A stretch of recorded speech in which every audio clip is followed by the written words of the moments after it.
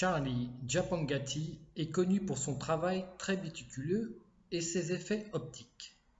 Né vers 1949, il a pris contact avec la civilisation occidentale en 1964. Résidant à Kintore, il est aujourd'hui l'un des peintres les plus importants et la coopérative le soutient en incluant ses œuvres dans d'importantes expositions. Il est issu d'une grande famille d'artistes. Son père était l'un des membres fondateurs du mouvement artistique Pinta Pinta Japananka. Son demi-frère était Kanya Djapangati, sa sœur est Nyanuma Napangati et sa demi-sœur Bombatu. Tous des artistes célèbres.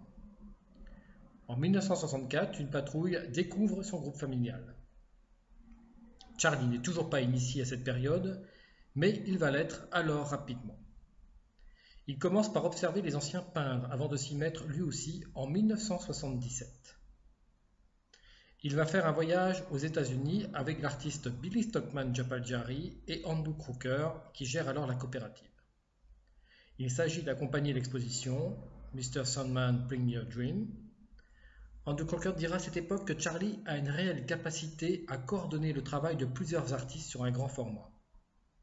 À cette époque, on trouve parfois des toiles peintes à plusieurs, tous des ayants droit qui travaillent sur le même thème.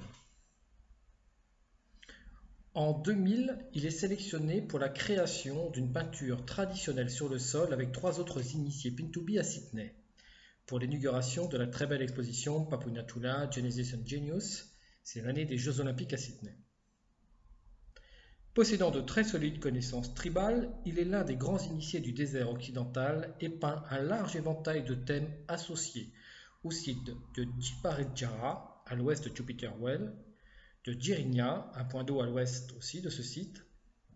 Il y a là des roches avec des trous d'eau qui conservent l'eau. Il peint également le site de Yunala, un point d'eau à l'ouest de Kiwirkura, et de Mungaringa. Souvent, les motifs peints sont associés aux très sacrés et très secrets Cyclotingari, pour lesquels les peintres initiés ne dévoilent aucune information. Ces œuvres ont été exposées aussi bien en Europe qu'aux États-Unis, ainsi qu'en Asie, et sont présentes dans de très nombreuses collections privées et publiques prestigieuses.